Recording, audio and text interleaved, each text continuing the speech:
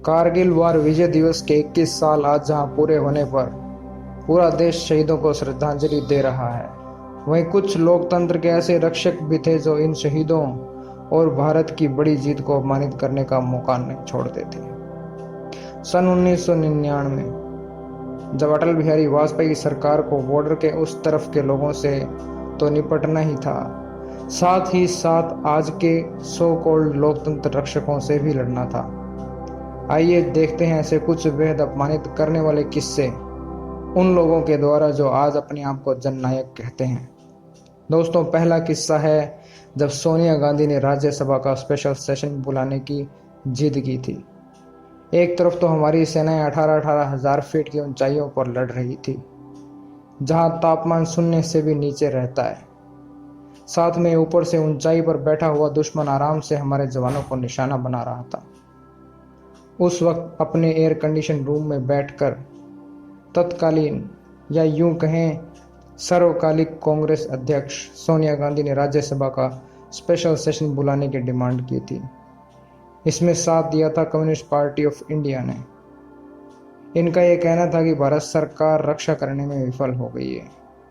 सोनिया गांधी ने एक press conference में यह भी कहा था कि इंडो चाइना वार में जब जवाहरलाल नेहरू ने स्पेशल सेशन बुलाया था तो अब क्यों नहीं बुलाया जा सकता। दूसरा किस्सा है जब कांग्रेस ने द गार्डियन अखबार में छपी एक फर्जी आर्टिकल के आधार पर तत्कालीन सरकार को घेरने की कोशिश की थी। इस आर्टिकल में लिखा था कि इंडियन आर्मी के पास हथियार और असला बारूद नहीं होने की वजह से भारत सरकार ने आर्मी को अपंग बना दिया है। जब इस आर्टिकल की जांच की गई तो यह महज एक हथियार बेचने वाले डीलर की चाल थी, क्योंकि उसके हथियार सरकार ने खरीदे नहीं थे। इस खुलासे के बाद कांग्रेस की बेइज्जती भी खूब हुई थी। तीसरा किस्सा है जब 2004 में कांग्रेस गवर्नमेंट सत्ता में आई, तब से कभी भी कारगिल के योद्धाओं के साहस को कभी सेलिब्रेट नहीं किया गया था। 2009 में बीजेपी सांसद राजीव चंद्रशेखर ने पत्र लिखकर तत्कालीन कांग्रेस सरकार से आग्रह भी किया था कि कारगिल वार में शहीद हुए व शामिल हुए सभी जवानों का सम्मान किया जाना चाहिए। और इसके जवाब में कांग्रेस एमपी राशिद अल्वी ने कहा था कि कारगिल वार बीजेपी की लड़ाई थी, तो सेलिब्रेट भी सिर्फ एनडीए ही करे।